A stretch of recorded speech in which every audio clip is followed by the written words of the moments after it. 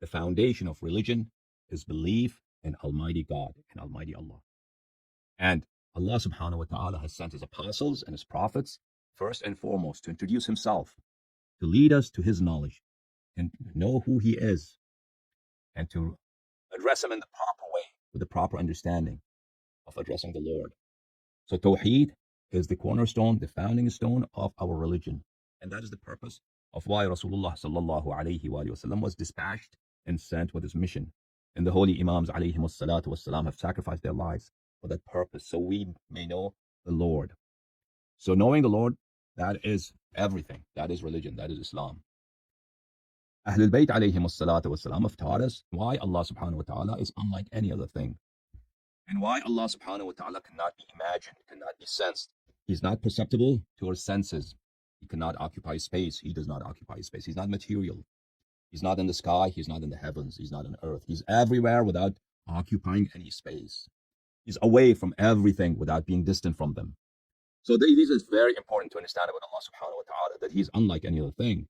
But first and foremost, does he exist? That Nabi sallallahu alayhi wa sallam explained to the atheists of his time, as narrated in the book of the Tafsir of Imam alayhi salatu wasalam. And this proof, once more, relies on two principles, which are very easy to understand.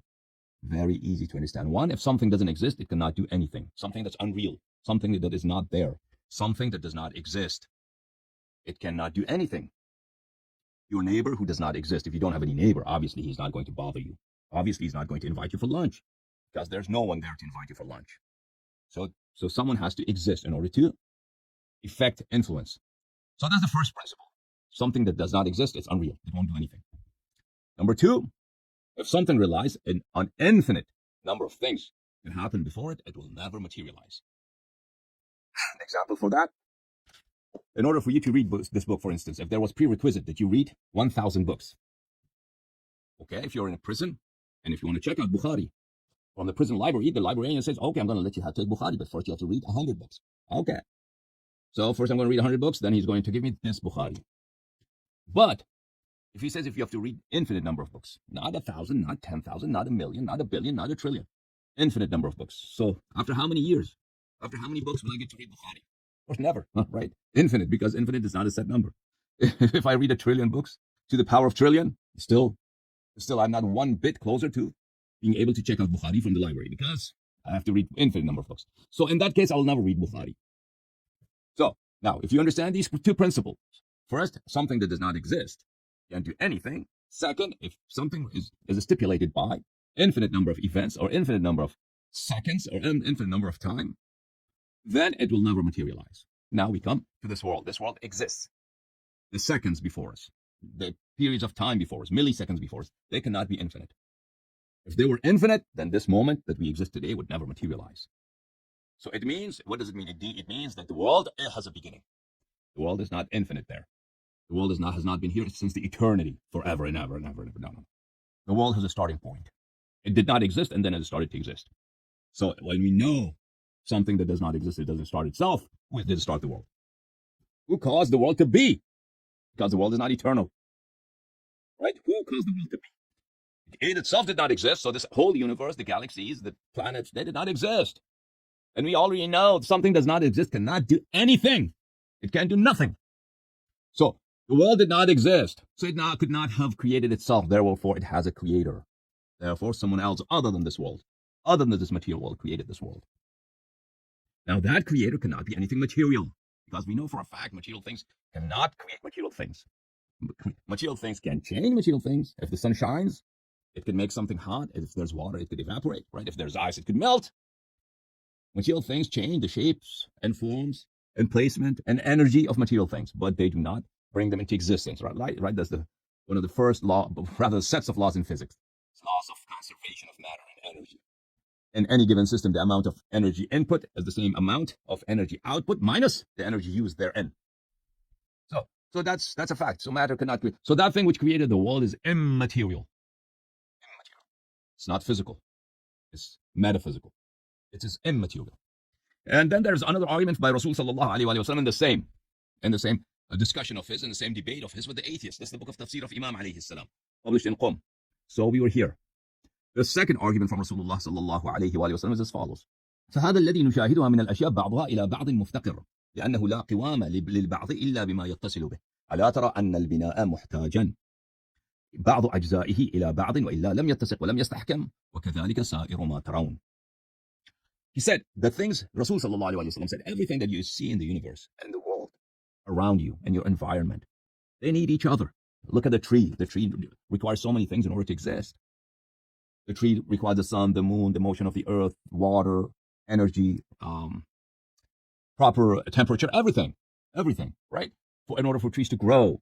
فإذا كان هذا المحتاج بعض إلى بعض لقوته وتمامه هو القديم فأخبروني لو كان محدثا كيف كان يكون.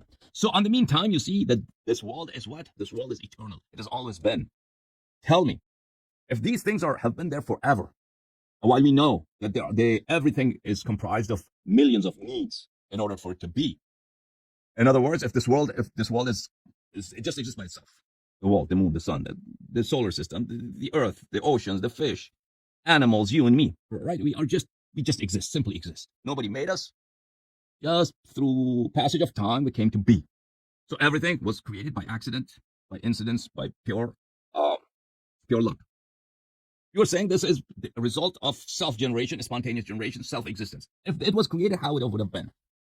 When the Rasul sallallahu alayhi wa sallam asked them, the atheists, this, if you're saying the world is always has been there, if the world had not been always there and it would have been created, how it would have been?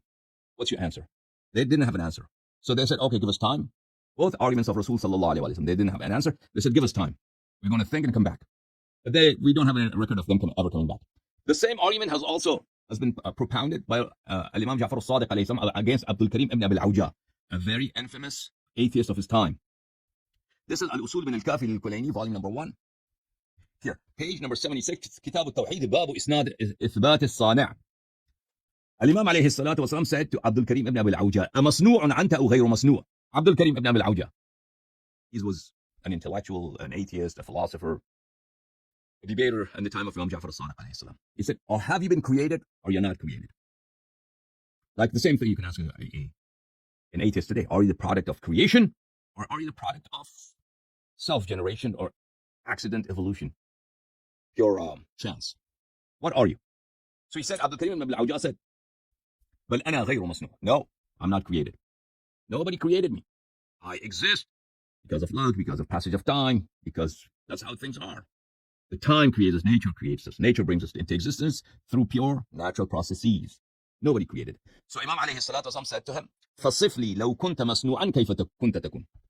Imam alayhi salam said to Abdul Karim ibn al-Awja, look at your physiology, look at your body, look at your being. You're saying you're not created. If you had been created, how you would have been, how different you would have been. So there's no answer for them. They cannot suggest any improvement to their design, right? If the human being, if you were created, well, how different would it have been? And then if you're a scientist, obviously, if you're a biologist, you would know more about human body functions and human body parts and human physiology. So if you were not created by an almighty, all-knowing creator, how you would have been? I'm sorry, if you were created. Now you're saying this is the product of chance? Okay. But if there was indeed a very powerful creator who would have created you, how different you would have been? So there's no answer for that. So that means we have been created by an all-powerful, almighty creator. Okay. So that's the argument from the design, from the wisdom that exists in human body and the universe and everything, and every cell of every living organism and every atom in the universe. That the wisdom that exists therein. Okay.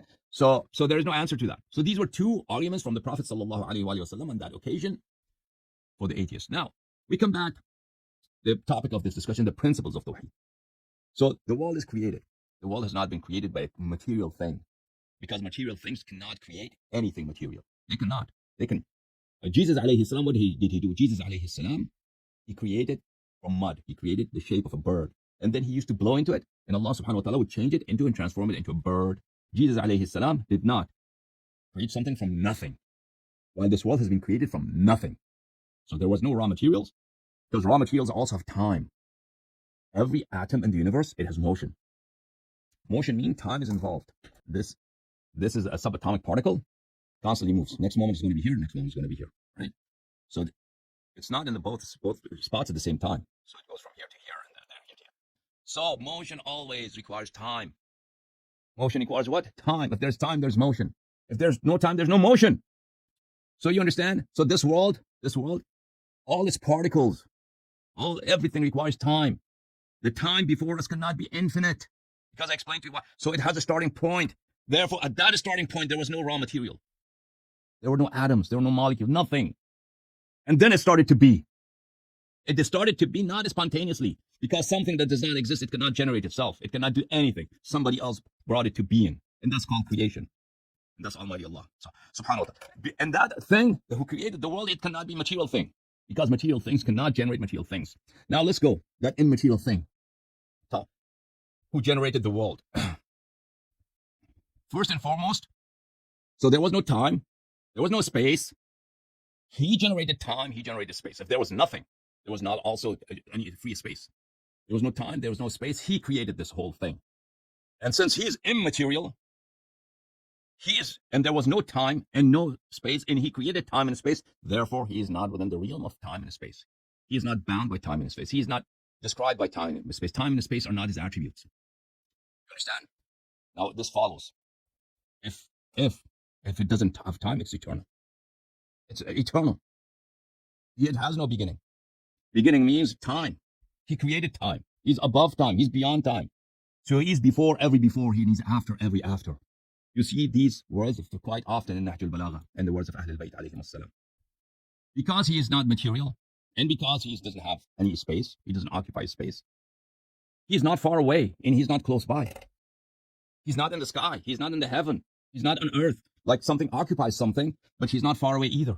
He's with everything without being attached to it. And he's distant from everything without being away from it. If it's not described by time, it's not described by space. Distance doesn't mean anything to it. So it's not attached to it, anything. It's not away from anything. It's not inside the world. He's not outside the world. It doesn't fill the earth in like something would be inside anything, but it's not away from the world. You understand? And these words, you see them quite often in Nahj al-Balagha, in the khutbahs of Ahlul Bayt alayhim as-salam, in du'as of Ahlul Bayt alayhim as-salam, and also in the Kitab al-Tawheed of Saduq and Kitab al-Tawheed of Al-Kafi al-Sharif. Other thing that would follow, because it doesn't have space, and it's not material. It has to be sheer. It has to be simple. It cannot have comprising parts. Because comprising parts mean this: one part is on the right, one part is on the left, one part is inside the other, one part is covering the other part, right, enveloping it. These are how parts are. Parts are for material things. But if something is not material, it doesn't have a space. It's sheer. It's one. It doesn't have any internal parts. There's nothing in the world that's one. In this world, the material world that we have, everything's comprised of parts and parts and parts and parts and parts and parts, until you go to that very minute thing that we cannot observe it under microscopes anymore. The world didn't exist. He created the world is because of him. He doesn't have right side, left side, upside, downside. There's no sides for him. Therefore, he is sheer. He is simple. He doesn't have any internal parts. He's one. Understood? Yes. He's one. And then he's one internally, like he doesn't have parts. No. Number two, he cannot have a second one. So everything in the world that you see is physical, even if it's unique, if it's one. There can be a second one. Imagine there's one Qadim here, one Qadim here, one immaterial God here, one immaterial God here, and they're both gods, right? They have to have something in common for both of them to be gods, or for both of them to be Qadim. Paying attention? They have to have something in common. Like you and me, we're both human beings. So we have so many things in common. So that's why you're a human being, I'm a human being. We have thousands of attributes in common, and that's why you are a human and I'm a human. And then there are things that sets us apart. You are tall, I'm short, you are fat, I'm skinny, you are beautiful, I'm not beautiful, right? You're intelligent, I'm so all of these things. These attributes set us apart. So for them, if you have Qadim here, one of Qadim here. So they have to have something in common in order for both of them to be Qadim, both of them to be gods or Qadim or the creators. And then they have to have something that sets them apart. So we could tell these are not the same. If two things are identical from every aspect, every way, they're not two things, they're one. So there has to be something between the two that would make it possible to make a distinction between the two. Differentiation between the two requires a difference. Okay, you understood this? Now, because both of them are Qadim, both of them are sheer. Both of them are sheer and simple. Everything this guy has everything. And there's nothing They will set apart this guy from this guy. Because of sheerness, because there's no internal parts. And there's no time there, there's no space there. Therefore, he can never have number two. You understand? Allah is the one that number two is not possible for him. Amir al-Mu'mineen alayhi salatu wasalam says in one of his discussions during the Siffin, Battle of Siffin, somebody asked him, what does it mean that God is one? This is the book of Tawheed by Saduq rahimahullah, published in Tehran. باب معنى الواحد والتوحيد والموحد. He said, if someone says واحد يقصد به باب الأعداد فهذا ما لا يجوز. If someone says God is one, what he means one, as we have in numbers. So numbers, we have 1, 2, 3, 4, 5, 6, 7, right? God is not one in a numerical sense. Allah is not one in a numerical sense. Because everything that's one, the second one can exist. The second one can imagine. It's not impossible to have a second one. لأن ما لا ثاني له لا يدخل في باب الأعداد. Because something that is one and cannot have a second one. Second one cannot be imagined for it. Second one is impossible for it. That is one, but not in a numerical sense. That you count 1, 2, 3, 4. Okay? Another thing about Allah subhanahu wa ta'ala, because he's the creator, signifies that he can never change. Allah can never change. And that's what Mutakallimin says, لا يكون محلا للحوادث. There is no change in Allah subhanahu wa ta'ala. Allah can never change. Why is that Allah can never change? Because, look at this. If something changes, it's in this condition A before the change, and it's condition B after the change. For instance, something was thin, it became fat. Something was young, it became old. Something was happy, it became angry. Something was ignorant, it became knowledgeable. So you have two moments, moment A and moment B. He is different in moment A and he's different in moment B. That was change mean. It requires, if something undergoes change, it means it is time, it is moments. And if it has moments, it cannot be eternal, it cannot be forever. So if you go back in time, it must have a starting point. So it's that which is the creator of the heavens and the earth, and it's beyond time. It cannot be bound by time. So Ahlul Bayt alayhim salam have explained time and again that all these verses in the Noble Quran, that Allah becomes happy, Allah is pleased, Allah gets angry. All these things they do not signify any change in the Lord. Pleasure of Allah means deserving God's reward. That's what it means. Allah is happy from someone. It doesn't mean Allah really smiles or there's a condition, psychological condition, a change in God. It doesn't mean that. God is angry. It's not a psychological or emotional state in the Lord. No, there's no change in him. It simply means that you've done something that now you deserve punishment. That's what it means. الوصول من الكافي للكليني رحمه الله كتاب التوحيد باب إطلاق أنه شيء. God is real. لا تدركه الأوهام. He's not susceptible to imagination. You imagine how he is. ولا تنقصه الدهور. Passage of time does not affect him. ولا تغيره الأزمان. And time does not change him. And then also, let me show you كتاب التوحيد of Kafi al-Kulaini. Same book. Page 110, this hadith. I asked Al-Imam Muhammad al-Baqir alayhi salam, وَمَنْ يَحْلُلْ عَلَيْهِ غَضَبِي فَقَدْ هَوَى مَا ذَلِكَ الْغَضَبِ. Allah subhanahu wa ta'ala says in the Noble Quran, Surah Taha, verse number 81, وَمَنْ يَحْلِلْ عَلَيْهِ غَضَبِي فَقَدْ هَوَى. Whomsoever upon whom my wrath descends, so he has fallen. He's in a loss. Okay. With regard to this, I asked the Holy Imam alayhi salam, what's the meaning of this verse? He said, وَالْإِقَابِ. It is punishment. Ya Amr, it's not the ghadab of Allah, it's his punishment. It's not his emotional state in God that changes in him. يا عمر إنه من زعم أن الله قد زال من شيء إلى شيء فقد وصفه صفة المخلوق. O Amr, be aware that whoever says that Allah subhanahu wa ta'ala has changed from one state to another state, he has ascribed to Allah subhanahu wa ta'ala the attributes of his creation, the attributes of his creatures. وإن الله لا يستفزه شيء. Allah subhanahu wa ta'ala is never provoked by anything. فيغيره. So that thing that provokes him would cause some change in him. خالقنا. Imam Ja'far al-Sadiq alayhi salatu wasalam says, I asked him, فله رضا وسخط. I'm sorry, an atheist asked the Imam alayhi salam, does your God get angry and get happy? He said, Imam Ja'far al-Sadiq alayhi salam, نعم ولكن ليس ذلك على ما يوجد من المخلوقين. He said, yes, my Lord gets angry and he gets happy, but not what you think about like people. وذلك أن الرضا حال تدخل عليه فتدخله من حال إلى حال. Because in us, in God's creation, rida, pleasure, means that's an emotional state. That we have an emotional state in which we are happy, or we have an emotional state in which we are very excited, or we are angry. لأن المخلوق أجوف معتمل مركب. Because God's creation, we creatures, we are his creation, and we are compounded by different parts, and we undergo time. للأشياء فيهم مدخل, things can affect us. وخالقنا لا مدخل للأشياء فيه, and our creator can never be affected by anything. لأنه واحد, because he's one. واحدي الذات, he has a sheer essence, a simple essence that's not compound. واحدي المعنى, his essence is one. فرضاه ثوابه, his pleasure is his reward. My God, my Lord, my Allah gets happy. It doesn't mean he changed from one emotion to another. No, it simply means now he's going to grant me rewards. وسخطه عقابه من غير شيء يتداخل فيه فيهيج وينقله من حال إلى حال.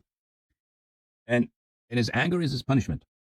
Nothing affects him, nothing changes him from one condition to another, because change, لأن ذلك من صفات المخلوقين. Change is an attribute of his creation, not an attribute of God. Okay. Another principle in Tawheed that you have to understand in Ahl al-Bayt alayhim as-salam have taught us, and that follows that he's our creator and that he's non-material, that will lead us to this conclusion that I'm going to tell you. That is that he can never be sensed. He can never be imagined. He's unlike anything. Everything in the world you see. Allah is not like that. Allah is different. Everything you see in the world is either physical or an attribute of a physical thing. Allah subhanahu wa ta'ala is not like that. Everything you see in the world has a beginning, has an end. Allah is not like that. So Allah, because Allah subhanahu wa ta'ala is not physical, Allah is not defined by physical boundaries. Therefore, and what we see, what we sense, what we smell, what we touch, what we hear, all these things are physical. So Allah subhanahu wa ta'ala is unlike any of them. Ahl al-Bayt alayhim salam have described this in their numerous ahadith. Let me show you some of those. This is the book of Al-Kafi, Lil-Kulayni rahimahullah, volume number 1. Babu itlaq al-qawl bi-annahu shay. Allah subhanahu wa ta'ala, you can say he's a thing, because you have to, there are some concepts that are very, very applicable to everything. And one of them is thing. So you have either thing or nothing, right? If it's not a thing, then it's nothing. So Allah subhanahu wa ta'ala is not unreal. If it's nothing, it's unreal. So you can say he's a thing, but he's a thing like, not unlike any other thing. He's not a material thing. He's not a physical thing. But he's not nothing. Nothing would mean that he's not real, he's non-existent. I asked, Abdul Rahman ibn Abi Najran says that I asked Al-Imam Muhammad Baqir al-Rahman alayhi salam about Tawheed. فقلت أتوهم شيئا. Can I suppose that God is something? He said, of course. You can suppose that he's something. However, something that can never be imagined and can never be bound by boundaries or can be defined. Not something that's not imagined and not bound by boundaries, because everything that's physical is bound by boundaries, right? You see it, and it only extends to a certain extent. It doesn't go beyond that. And then ولا محدود, and it can never be defined. فما وقع وهمك عليه من شيء فهو خلافه.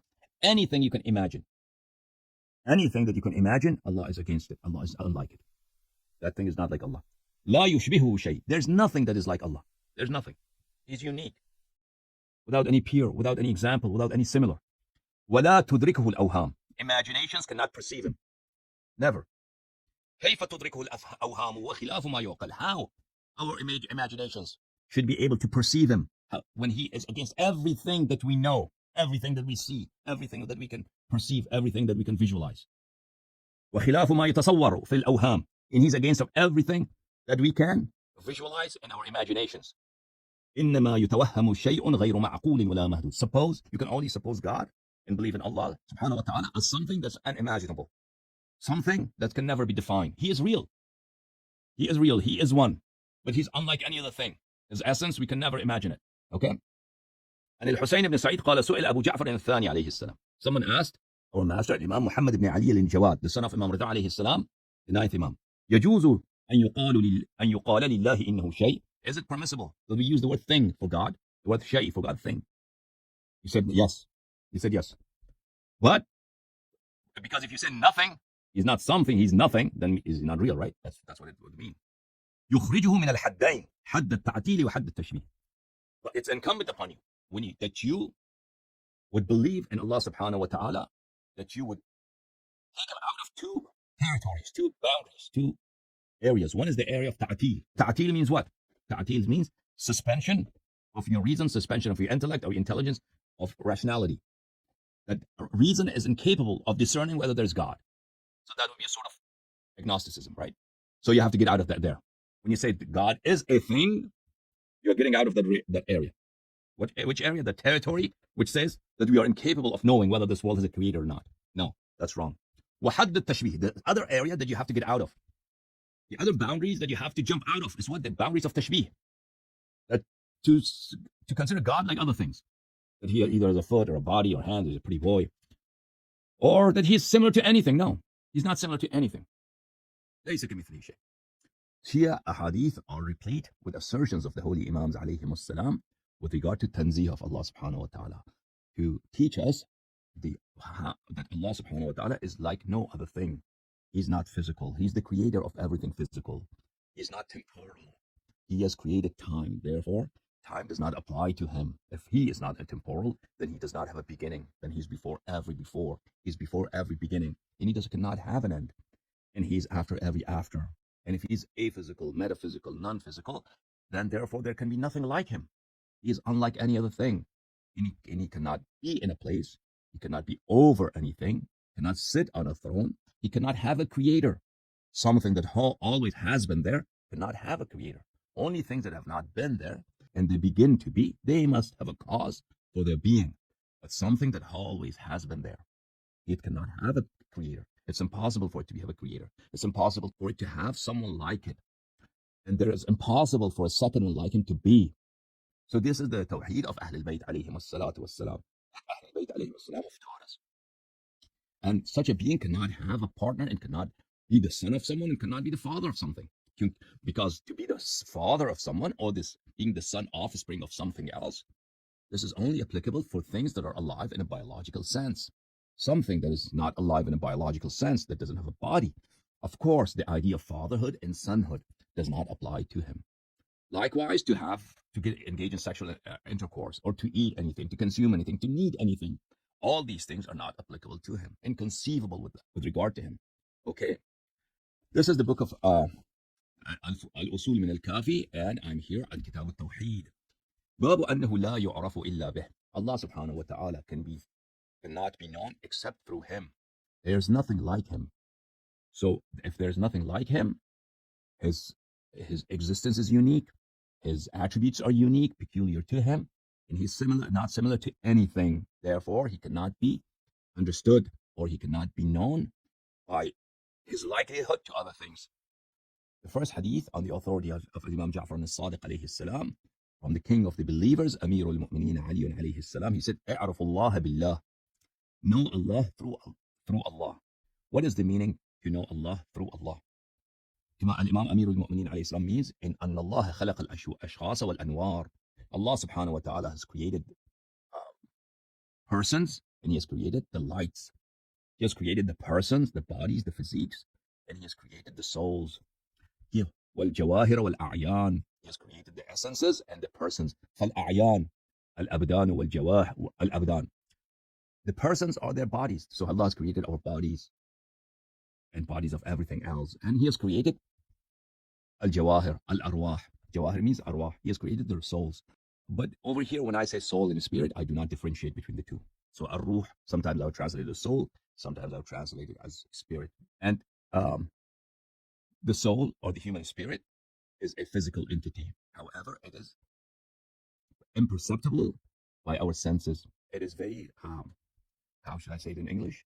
It's in Arabic, we call it latif. It's a jismun latif. It's a body that is very, very imperceptible. It is not as dense as the physiques that we have. So just as if you compare solid things like bodies to air, you make them thinner and consider them thinner and thinner and thinner and imperceptible. But it's still something that is physical, that occupies a space, that can go from one place to another, yet it's not dense.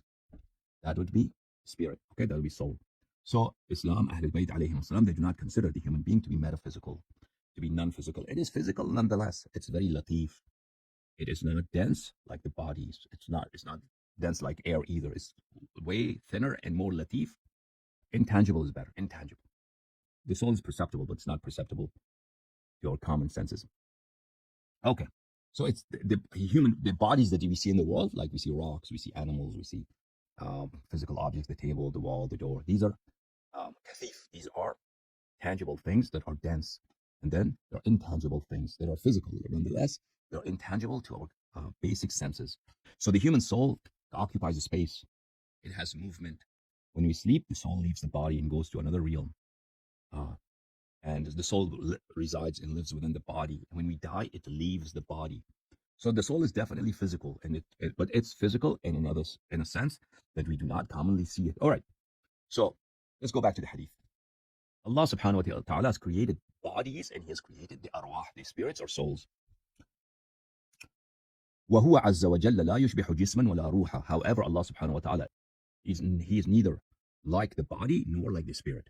He's not intangible like the spirit, because the spirit still is a physical entity. It occupies the space. Okay. Allah is neither like the body nor like the ruh, nor like the soul, the spirit. وليس لأحد في خلق الروح الحساس الذرات أمر ولا سبب. The human soul or the souls of other animals, they have perception, they have sense.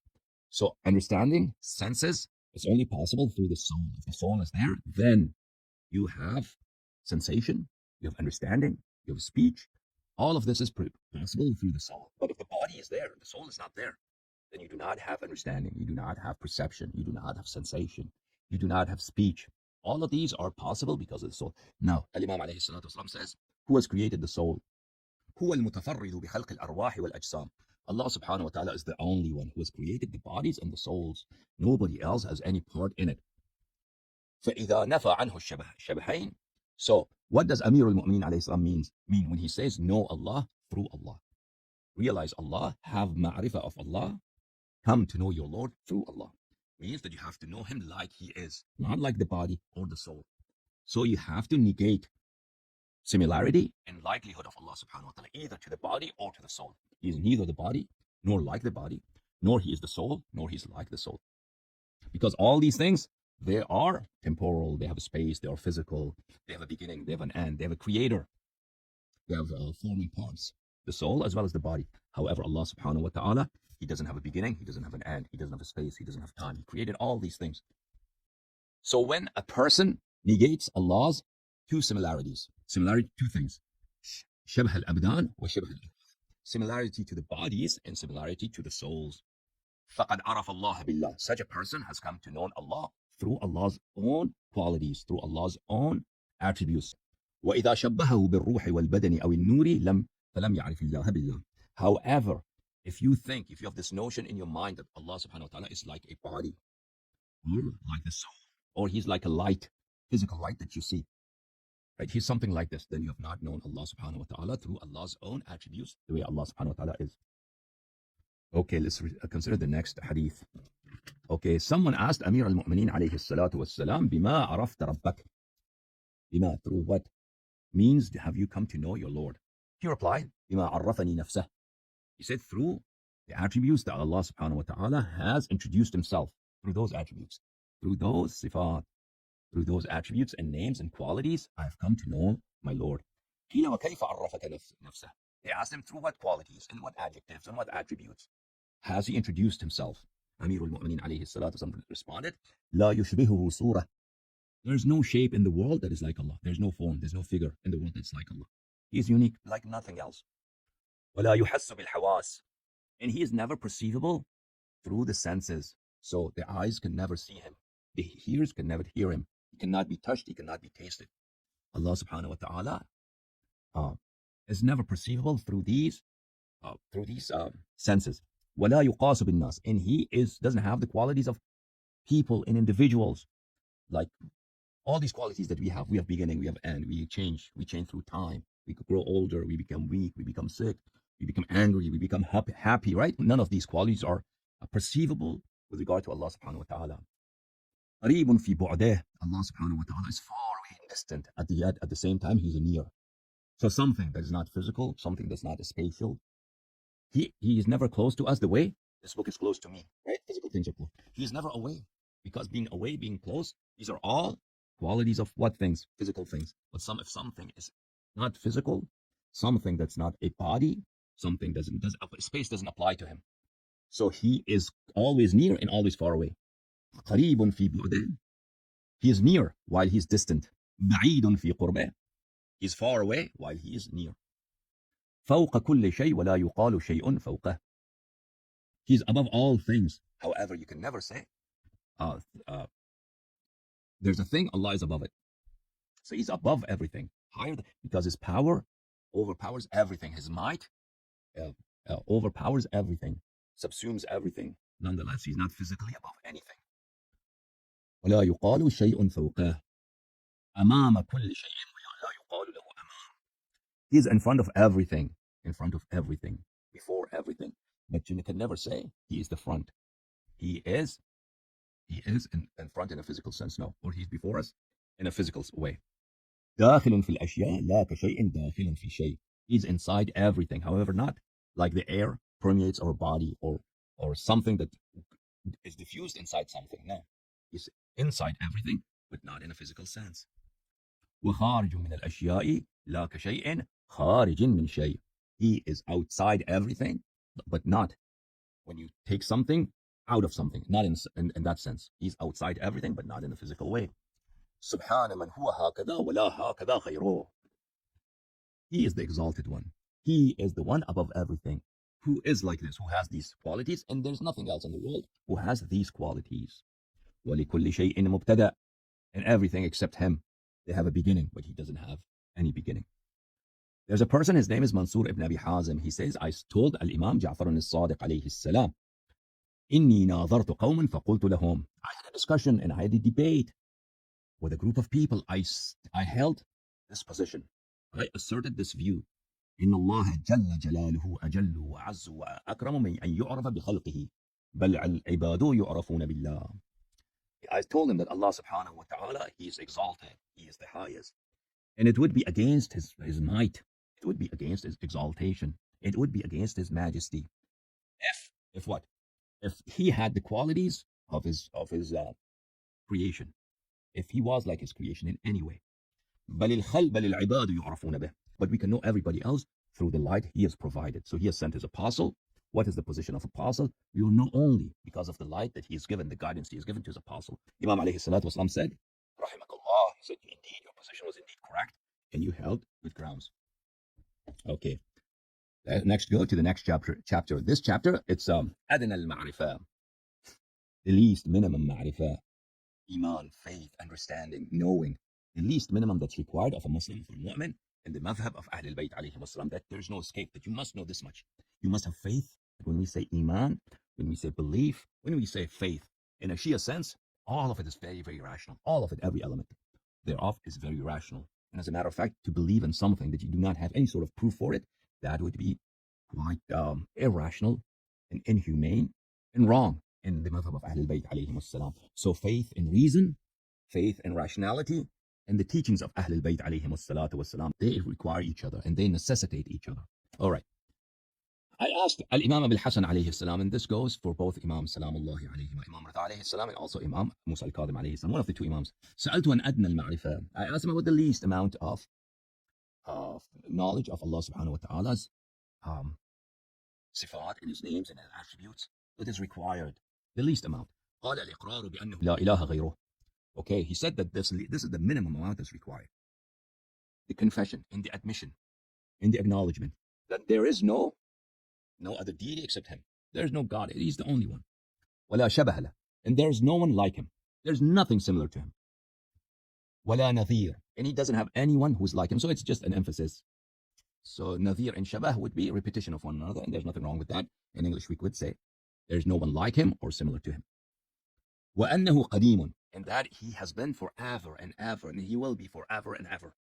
So in a temporal sense, in the sense of passage of time, he's always been there, and he always will be there. There's no beginning for him, and there's no end for him. That means قديم. مثبت موجود. He's affirmed. He definitely exists. موجود. He's definitely found. He's definitely there. غير فقيد. He's never missed. So you can never deny him. You can never doubt him, because the proofs of his existence, the signs of his being, are so overwhelming everywhere, innumerable, everywhere, uncountable in your body, everywhere you look. So he is never missed. The world is never devoid of him. Never.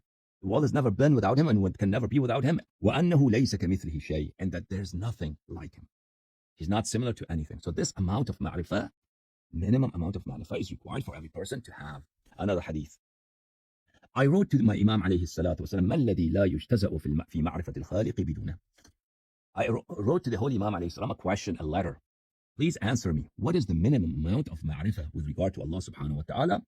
That minimum amount that's sufficient for a mu'min, sufficient for a believer. Imam alayhi salam wrote back, لم يزل عالما وسامعا وبصيرا هو الفعال لما يريد. He said that always, in the past, and always in the future, He has been, Allah subhanahu wa ta'ala has been all knowing, all hearing, all seeing, وهو الفعال لما يريد, that He does as He wills. Somebody asked Al-Imam Muhammad al-Baqir عليه الصلاة والسلام عن الذي لا يجتزأ بدون ذلك من معرفة الخالق. The least amount of ma'rifah, understanding and knowledge with regard to Allah subhanahu wa ta'ala's attributes. He said, ليس كمثله شيء ولا يشبهه شيء. He replied that the least amount of ma'rifah, ليس كمثله, there's nothing like Him. ولا يشبهه شيء, and nothing is similar to Him. لم يزل عالما سميعا بصيرا. He has always been, always will be, all knowledgeable, all hearing, all seeing. Okay. عن إبراهيم بن عمر قال سمعت أبا عبد الله عليه الصلاة والسلام. He says that Imam Ja'far al-Sadiq alayhi salam, إن أمر الله كله عجيب. All His affairs, all His works, all His attributes are astonishing and perplexing to the mind, overwhelming for the human understanding. ألا إنه قد احتج عليكم بما قد عرفكم من نفسه. Beware that Allah subhanahu wa ta'ala قد احتج عليكم. He has guided you from what He has told you. احتج عليكم. He has guided you in a way that you cannot deny. بما قد عرفكم من نفسه. That Allah subhanahu wa ta'ala Himself has introduced Himself to you. باب المعبود. Who do we worship? Who's the ma'bud? Okay. The first hadith for Imam Ja'far al-Sadiq alayhi salam, من عبد الله بالتوهم فقد كفر. If a person worships Allah subhanahu wa ta'ala by imagining, through his imagination, that he has imagined something, and that's his deity, and he's worshipping, that such a person is kafir. Such a person has never worshipped Allah subhanahu wa ta'ala. He's denying the God, the real God, Allah subhanahu wa ta'ala. Because it's things that you imagine, anything that you imagine, that's not Allah. That which is unlike anything, doesn't have a beginning, doesn't have an end, doesn't have time, space, doesn't have a form, He cannot be imagined. So if anything that's in your illusion, that's your imagination, if you're worshipping that thing, that's not your God. Okay, that's not Allah. وَمَنْ عَبَدَ الْعِسْمَ دُونَ الْمَعْنَى فَقَدْ كَفَرَ. And whoever worships the name, so he's worshiping the word Allah. Of course, the word Allah is not Allah. This is something created. These are letters. These are sounds. This is a beginning. This has an end. The word Allah. That's the word. Allah is not the letters. Allah is not the words. He is the essence that this name stands for. ومن عبد الاسم والمعنى فقد أشرك. ومن عبد المعنى بإيقاء الأسماء عليه بصفاته التي وصف بها نفسه. And whoever worships the essence, that this name stands for that essence. And all the other names, beautiful names of Allah, they stand for that essence. And they indicate that essence, and they allude to that essence. ومن عبد المعنى, whoever worships the essence, بإيقاء الأسماء عليه, he says that, okay, these beautiful names, Allah, the Khaliq, the Raziq, the Malik, the Rahman, the Rahim, all these beautiful names of Allah subhanahu wa ta'ala, they refer to Him. These names refer to Him, they allude to Him, they stand for Him. الصفات التي وصف بها نفسه. And Allah subhanahu wa ta'ala has described Himself through these names. فعقد عليه قلبه. And this person has firm belief in this, that there's an essence that I cannot understand. And this essence is not like any other thing. It doesn't have a beginning, it doesn't have an end. And He's not physical, and He's everywhere without occupying any space, and He's away without being physically away. And He has all these names refer to Him. He believes in this with his heart. وَنَطَقَ بِلِسَانُهُ فِي سَرَائِرِهِ وَعَلَانِيَتِهِ. And also, he has belief in it, and also his tongue speaks these beliefs everywhere, in private and in public. فَأُولَٰئِكَ أَصْحَابُ أَمِيرِ الْمُؤْمِنِينَ حَقًّا. سلام الله. Such people are indeed the followers of Amir al-Mu'mineen, king of the believers, Ali ibn Abi Talib alayhi salam. I asked Nafi' ibn al-Azraq, asked Imam al-Baqir alayhi salam, أخبرني عن الله متى كان. Tell me, when God came to be. When Allah started to exist. He replied, فقال متى لم يكن حتى أخبرك متى كان. He said, when was He not? So I could tell you when He started to be. When did He not exist? So I could tell you when He started to exist. سبحان من لم يزل ولا يزال فردا صمدا لم يتخذ صاحبة ولا أحدا. Exalted is the Lord, من لم يزل ولا يزال, who always was, always will be. فردا, one. He has always been, always will be one. Samadan, someone whom everybody needs, and He doesn't need anyone, who everybody desires, or everybody turns to Him. لم يتخذ صاحبة ولا ولدا. He doesn't have a peer, he doesn't have a son, he doesn't have a spouse, and he does not beget an offspring. Someone came من وراء نهر بلخ إلى أبي الحسن الرضا عليه السلام. So there's a big river in the Central Asian regions. And it's quite a wide river, so it's huge, huge. Crossing it would have been very difficult in those days. Somebody came from the regions from beyond the river, came to Al-Imam al-Rida alayhi salam. From far distant lands he came. إني أسألك عن مسألة فإن أجبتني فيها بما عندي قلت بإمامتك. I've come to ask you a question from such far distant lands. I've come to you. If you answer me correct, I'll know that you are the Imam, and I will believe in your Imamate. Imam alayhi salam said, okay, ask me. He said, أخبرني عن ربك متى كان. Tell me about your Rabb, about your Lord, about your God. When did he start to be? When was his beginning? He said, and then وكيف كان, and how he came to be. وعلى أي شيء كان اعتماده, and on what thing did he rely? On what thing did he rely when he started to be?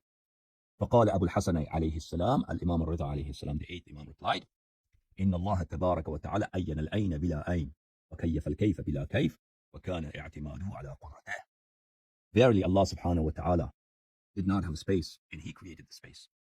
He created places without needing a place, or without occupying a space, or without ever being in any place. He created places. He created the space. وكيف الكيف بلا كيف. كيف in Arabic language means how, and also it means howness. Howness. So everything has a howness. So all these things are answers to the question how. How is something? Either we mean, is it warm, is it cold, or it's solid, or it's soft, or it's rough, or it's smooth. So all these things are described the physical qualities of something, or whether it's close, or it's far away, or it's young, or it's old, right? The question how is something requires descriptions to these qualities that I mentioned. So only if something is physical, if something is material, something perceptible to senses, and as a time and a space, could be described with these questions, with these attributes. So وَكَيَّفَ الْكَيْفَ بِلَا كَيْفَ. Allah gave everything its physical howness, its physical qualities, without himself ever having any of these qualities. Okay? So, in Allah tabaraka wa ta'ala, verily Allah, the exalted, the majestic, the highest. أَيَّنَ الْأَيْنَ بِلَا أَيْنَ. He created places without ever himself being in a place or needing a place. وَكَيَّفَ الْكَيْفَ بِلَا كَيْفَ. And he gave everything their howness, their modality, their physical attributes, without himself ever having kayf, without himself ever having any quality of how or howness. وَكَانَ اعْتِمَادُهُ عَلَى قُدْرَتِهِ. And he relied only on his own might and his own power. فَقَامَ إِلَيْهِ الرَّجُلُ فَقَبَّلَ رَأْسَهُ. So that man from Transaxiana, he got up and he kissed Imam alayhi salam's forehead and said, أشهد أن لا إله إلا الله أشهد أن لا إله إلا الله وأن محمدا رسول الله صلى الله عليه وآله وسلم وأن عليا وصي رسول الله صلى الله عليه وآله. I bear witness that there is no Lord by Allah, and Muhammad is his Prophet sallallahu alaihi wasallam, and that Ali alayhi salam is the heir of the Prophet sallallahu alaihi wasallam. وَالْقَيِّمُ بَعْدَهُ بِمَا قَامَ بِهِ رَسُولُ اللَّهِ صلى الله عليه وسلم. And he is the undertaker after Rasul sallallahu alaihi wasallam of everything that the Rasulullah sallallahu alaihi wasallam was an undertaker of. وَأَنَّكُمُ الْأَئِمَّةُ الصَّادِقُونَ. And I bear witness that you are the Imams, truthful Imams. وَأَنَّكَ الْخَلَفُ مِنْ بَعْدِهِمْ. And that you are their heir and you are their Imam. Okay. Let's consider this hadith, the third hadith here. Abu Basir said that a person came to Imam Muhammad al-Baqir alayhi salam and said, أخبرني عن ربك متى كان. Tell me about your Lord. When did he begin to be? When did he start to be? When did he come to existence? قال ويلك. Imam alayhi salatu wasalam said, ويلك. What's wrong with you? ويلك. This is such an absurd question. Wrong question. This question is not applicable. What is wrong with you? إنما يقال لشيء لم يكن متى كان. This question that when something existed, it started to be, when something began to be, is only applicable about something that did not exist before. Something that did not exist before, only that thing. You can ask about it. When did it start to be? When did it begin to be? إن ربي تبارك وتعالى كان ولم يزل حيا بلا كيف. My Lord, the highest, the majestic, he has always been alive. He has always been living. Bila kaif, without any physical attributes. He has always been alive without the question of how being applicable to him. ولم يكن له كان ولا لكونه كان. Okay, the rest, this hadith is quite long, and the rest of it gets quite complicated in an Arabic sense. Let me just read one short hadith. قلت لأبي جعفر أليس ما كان الله ولا شيء. I asked Imam Muhammad al-Baqir alayhi salam, was there Allah when there was nothing? He said, نعم. كان ولا شيء. He was, and there was nothing else. قال فأين كان يكون. So where was being? Where was he? Where was he if there was nothing? And he said, أحلت يا زرارة. Ya Zurar, you're talking about something impossible, something that does not make sense. وسألت عن المكان إذ لا مكان. You're asking about space when there was no space. So when there was Allah and there was nothing. So where he was, there was no space. He doesn't need the space. All right, let's go here. Now, Imam Ja'far al-Sadiq alayhi salam said, أتى حبر من الأحبار أمير المؤمنين عليه السلام. One Jewish scholar came to Imam أمير المؤمنين عليه السلام, and he said, يا أمير المؤمنين متى كان ربك? O أمير المؤمنين, tell me, when did your Lord begin to be? When was he? When did he begin to be? He said, وَيْلَكَ إِنَّمَا يُقَالُ مَتَى كَانَ لِمَا لَمْ يَكُنْ. He said, what's wrong with you? This question is only applicable. This question is only sensible about something that was not there, and then it started to be. Something that doesn't have a beginning. When did he begin to be? You can ask about him, when did he begin to be? فَأَمَّا مَا كَانَ فَلَا يُقَالُ مَتَى كَانَ. However, someone who has always been, and he doesn't have a beginning, you cannot ask about him, when did he begin to be? كان قبل القبل بلا قبل. He was before there was a before. Because he created time. When time starts, before that moment, there's no previous time, because that's when time started. And the first before, he existed. When the first before did not exist, it's still you existed. So he's before the first before. You understand? وبعد البعد بلا بعد ولا متناهى منتهى غاية لتنتهي غايته. And Allah subhanahu wa ta'ala is after every after. When the world ceases to be and everything is annihilated. This universe is annihilated, it ceases to be, there's no time. Allah subhanahu wa ta'ala, even when time is not there, he's still there. So he's after every after. لا منتهى لغايته. لا منتهى غاية لتنتهي غايته. There's no end to his existence. There's no end, there's no limit to his existence. Those people that do not hesitate to label all Muslims as mushrik. Let's consider their own tawheed. Which kind of tawheed do they believe in? That God is a person, you know that, right? So they believe that it's a person. One of his sifat is the sifat of being a person. This is شرح كتاب التوحيد من صحيح البخاري تأليف عبد الله ibn Muhammad al-Ghunayman, volume number 1, جزء الأول, published in 1405, about 40 years ago, in Al-Madinah al-Munawwara. Page number 335, باب قول النبي صلى الله عليه وآله, Bukhari, the chapter, لا شخص أغير من الله. There's no person who's more honorable than Allah subhanahu wa ta'ala. Then he says, ومقصد البخاري, the purpose of Bukhari from labeling his chapter. The chapter he has labeled in Bukhari is what? That no person is more honorable than God. أن هذين الاسمين يطلقان على الله تعالى وصفا له. That these two names, the name of person and the name of honorable, these two names are applied to Allah subhanahu wa ta'ala as attributes. So God is a person. Allah is a person.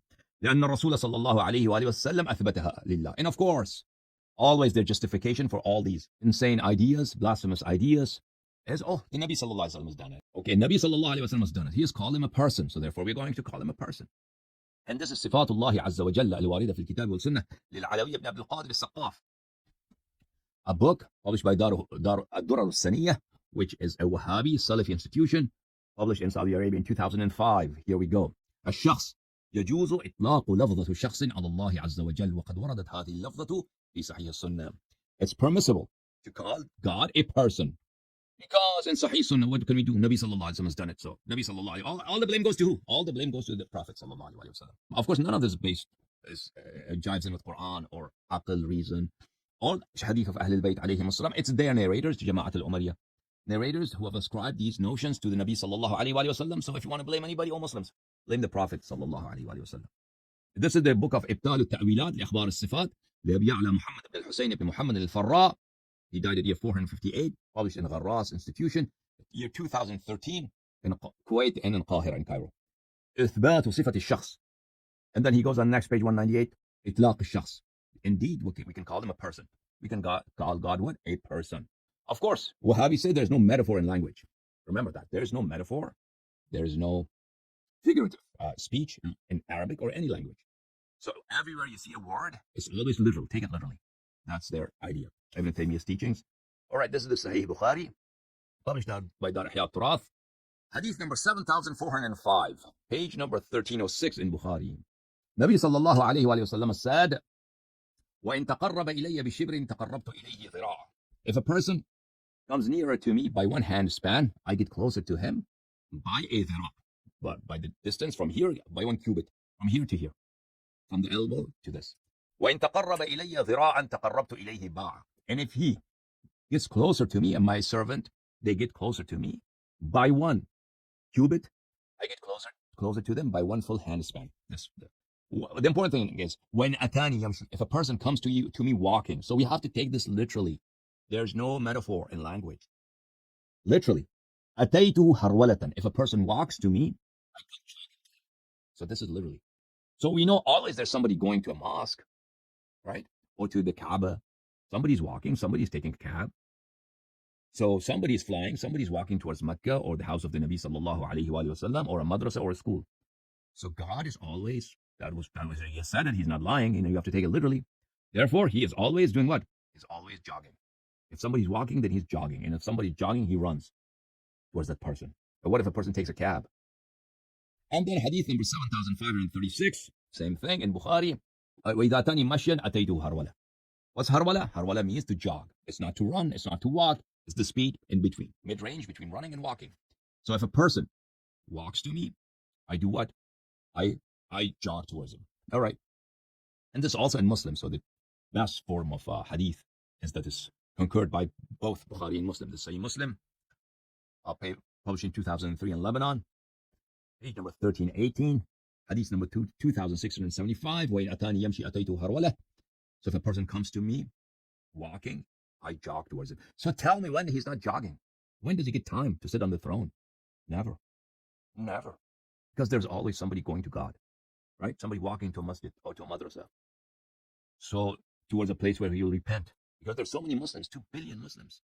And the important thing is, you remember, they're going to different directions. But he's, of course, he's almighty. He's going to get tired. And running, he runs in a way that befits his majesty. Okay. All right. القواعد المثلى في صفات الله وأسماء الحسنى للشيخ محمد بن صالح ibn Uthaymeen. Ibn Uthaymeen was a very senior Wahhabi scholar in Najd al-Hijaz, in the Arabian Peninsula, in the Kingdom of Saudi Arabia. Passed away only a few years ago. Published by Maktabat al-Sunnah in the year 1994. Page number 73, he talks about this hadith. Ataytu harwalatan. Whoever comes walking to me, I go to him by jogging. So هذه النصوص, page 74, after he mentions these ahadith, he says, هذه النصوص على ظاهرها وحقيقة معناها. We have to take these ahadith literally, not by any figurative meaning that God says, if you come walking to me, I jog towards you. No.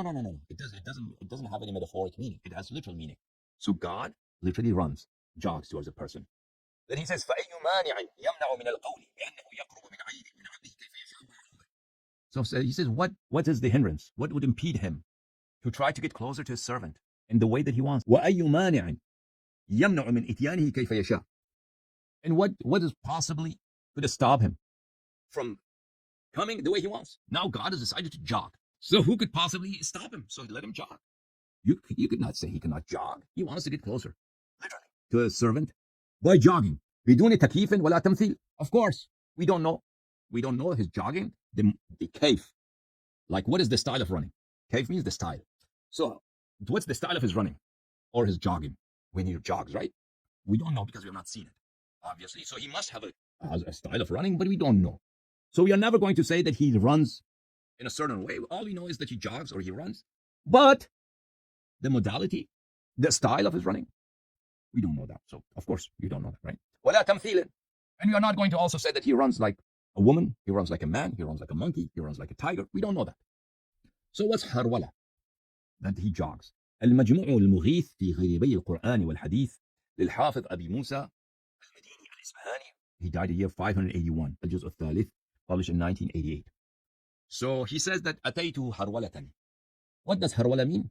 وهي مشي سريع بين المشي والعدل. So harwala is a mid-range of motion that's between walking and running. So what is that? That's what we jogging. In English, we call it jogging.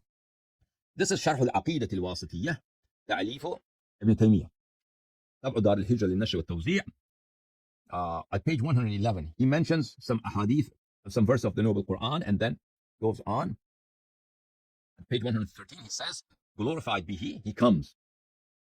He comes. Yaji or yati. He comes, he comes. That's the same thing. Yaji and yati means the same thing. He comes, he comes. Wayanzil. And he descends. He comes down.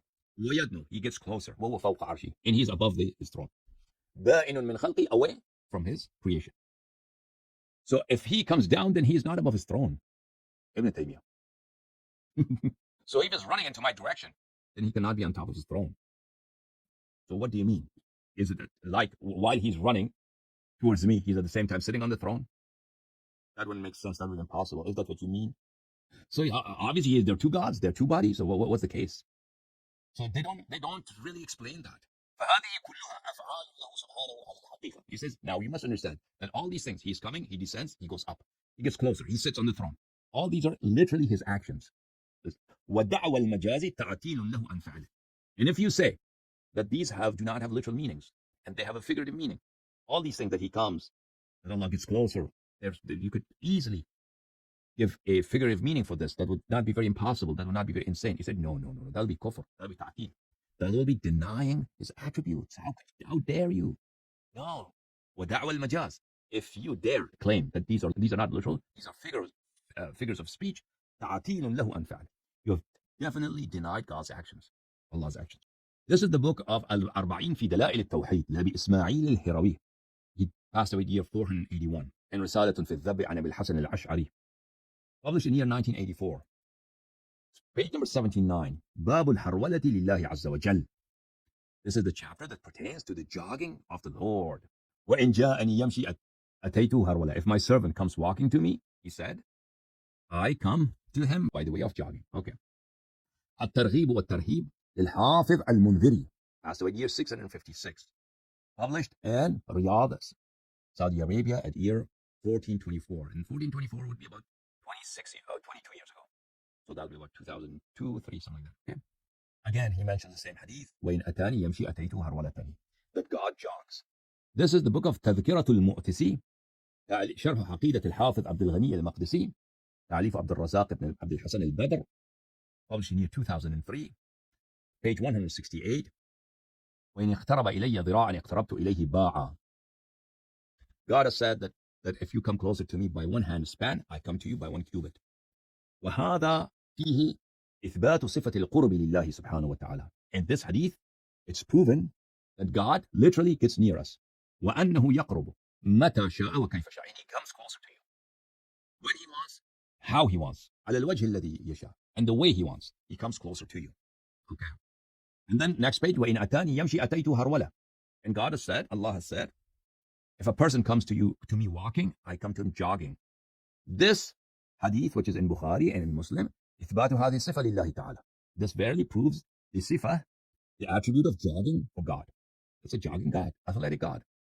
والقاعدة أن كل ما يضاف إلى الله عز وجل من الصفات فهو على الوجه الذي يليق بكماله وجلاله وعظمته سبحانه وتعالى. So he says, don't forget the principle that whatever attribute you ascribe and attach to Allah, it befits His majesty, His grandeur, His greatness. So if he says he's running or he's jogging, obviously it's a jogging that befits him. It's appropriate for him. So the speed, the style, whatever it is, it's very majestic, but he runs. This person runs. All right.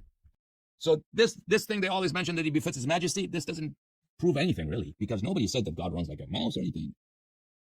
The thing that you believe that He runs, right, in different directions all the time. Boom, boom, boom, boom. Every direction. Towards India, towards China, towards America, Saudi Arabia, every different directions, all the time, every moment. This is the book of Sharh al-Sunnah, the Abu Muhammad al-Hasan ibn Ali ibn Khalaf al-Barbahari. He passed away year 329, so he's one of the foremost antiquitous scholars of hadith. Maktabat al-Ghuraba al-Athariyah, published in Saudi Arabia in Medina al-Munawwara, year 1993. Okay, here. وكل ما سمعت من الآثار, like قلوب العباد بين إصبعين من أصابع الرحمن, that all these hadith that you hear about God, for instance, all the hearts of human beings, all their hearts are between two fingers of the all-compassionate God. So all their hearts, and all hearts of people who have died, all of their hearts, the trillions of hearts, at the same time, are between two fingers, and He's running different directions. Then he says, إن الله تبارك وتعالى ينزل إلى السماء الدنيا, that He, Allah subhanahu wa ta'ala, every night at the last 1/3, He comes down to the first heaven. وينزل يوم عرفة, and He comes down on the day of Arafah. وينزل يوم القيامة, and he comes down on the day of judgment. وجهنم لا يزال يطرح فيها حتى يضعه عليها قدمه جل ثناؤه. And Jahannam is never satisfied. Hell is never satisfied until he comes and he puts his foot into Jahannam. وقول الله تعالى للعبد إن مشيت إلي هرولت إليك. In Allah subhanahu wa ta'ala addressed us, if you come to me walking, I shall come to you jogging. And إن الله تبارك وتعالى ينزل يوم العرفة. Allah comes down on the day of Arafah. خلق الله آدم على صورة. Allah has created Adam in his image. رأيت ربي في أحسن صورة. I saw my God. I saw my Lord. He was quite beautiful, very handsome, good looking young man. وأشباه هذه الأحاديث. And ahadith like this you heard. Okay, فعليك بالتسليم والتصديق والتفويض. So therefore, on all these occasions, you have to submit to their truth and verify their meaning. That yes, truly these are meaning. And tafweed. So this person believes in tafweed. Of course, today the Wahhabis do not believe in tafweed. They say tafweed is wrong. We are going to take it literally. Tafweed means that we do not know it's the meaning of these ahadith. So we are not going to try to interpret it, and we are not going to take it literally. We are going to say we don't know their meaning. So we're going to leave it for Allah. So what does Ibn Taymiyyah say? Ibn Taymiyyah says, you're insane. How come you say we don't know the meaning of these ahadith? The meaning of these ahadith is quite clear. If God says, I'm coming down on the day of Arafah, it means he comes down. What's so difficult about it? Why are you saying we don't know the meaning thereof? If God says, I'm running, I'm jogging, so that's what it literally means. Don't say that we are going to leave the meaning to Allah. لا تفسر شيئا من هذه بهواك. Do not interpret any of these in a figurative manner. No. You're not allowed to interpret them figuratively. فإن الإيمان بها واجب بهذا واجب. You have to believe in these ahadith, literally. فمن فسر شيئا من هذا بهواه أو رده فهو جهمي. Any person who interprets any of these ahadith figuratively or rejects these ahadith, he's kafir, he's jahmi, he's kafir. He's finished, he's outside the bounds of Islam. تفسير سورة الإخلاص لابن تيمية, published by دار الطباعة المحمدية صلى الله عليه. الأزهر القاهرة, published in Azhar Qaahira, page number 71. Here. So Ibn Taymiyyah talks about God's attributes. فاتبع الإمام أحمد طريقة سلفه من أئمة السنة والجماعة المعتصمين بالكتاب والسنة. Ahmad ibn Hanbal has followed the path of the previous generations before him, who were imams of Sunnah and Jama'ah, who were following Kitab and Sunnah. المتبعين ما أنزل إليهم من ربهم. Ahmad ibn Hanbal has followed the generation, the congregation that used to follow the Book of Allah. وذلك أن ننظر. So what is the path of Ahmad ibn Hanbal? What's the methodology of Ahmad ibn Hanbal with respect to the attributes of the Lord? Okay. وذلك أن ننظر فما وجدنا الرب قد أثبت لنفسه في كتاب أثبتنا. He said that the methodology of Ahmad and the Salaf, Tabi'een before him, and Sahaba before him, if Allah subhanahu wa ta'ala has indeed ascribed an attribute to himself, then we are going to affirm it. If God has said that I run, I jog, so of course we're going to say he runs, he jogs. وما وجدناه قد نفاه عن نفسه نفيناه. And we are going to look also the things that Allah has negated from himself.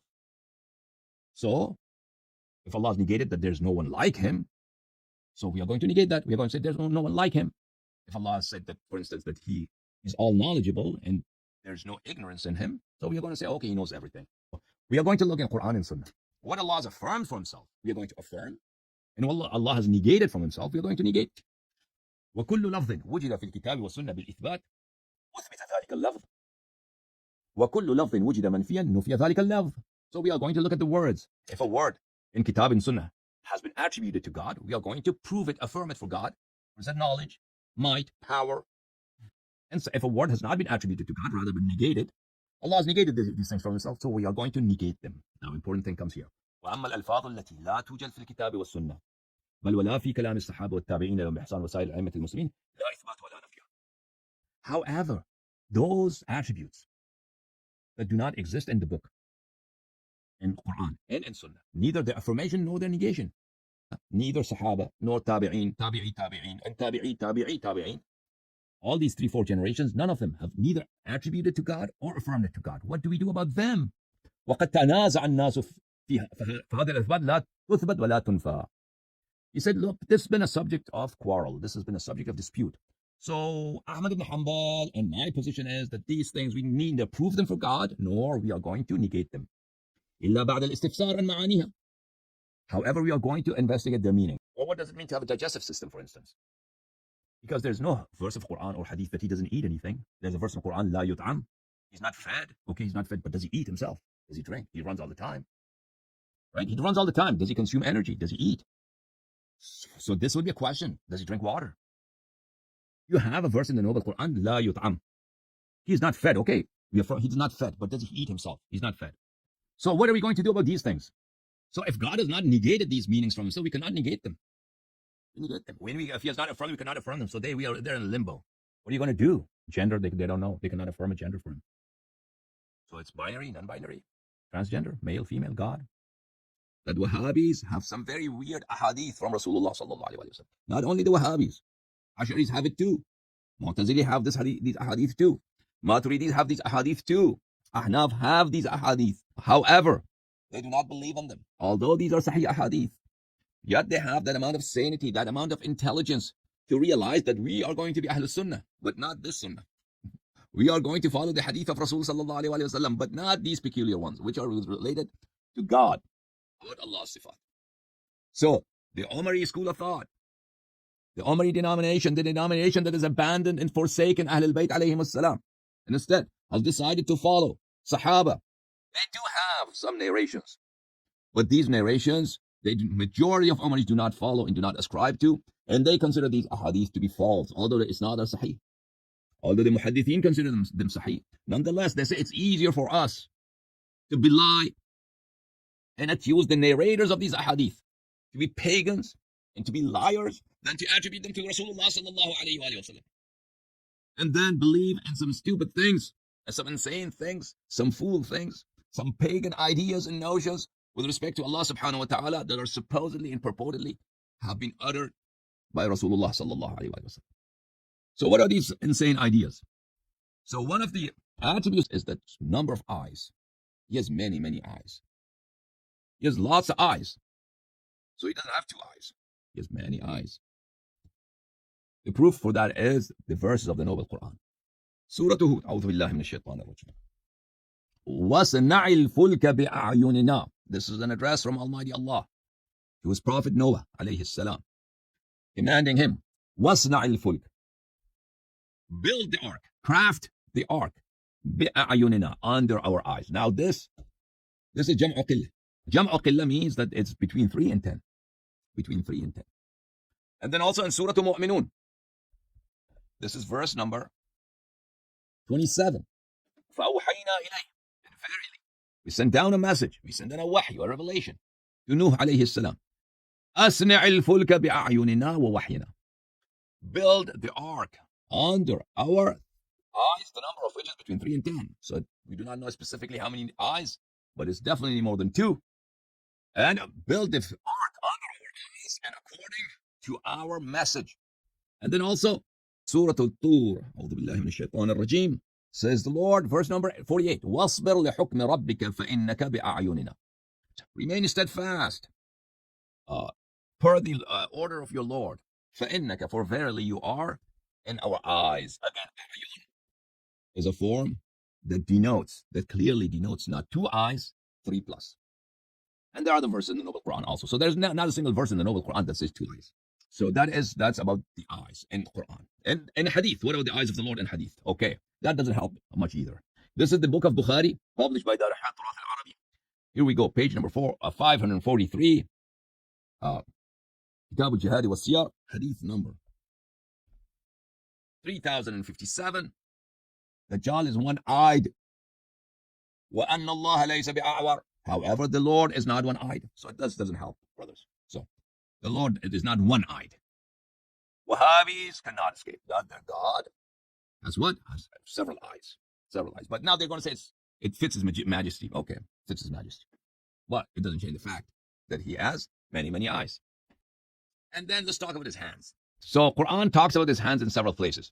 The hands. At one place, Quran says he has one hand. But where he says one hand, it doesn't say. He doesn't have more.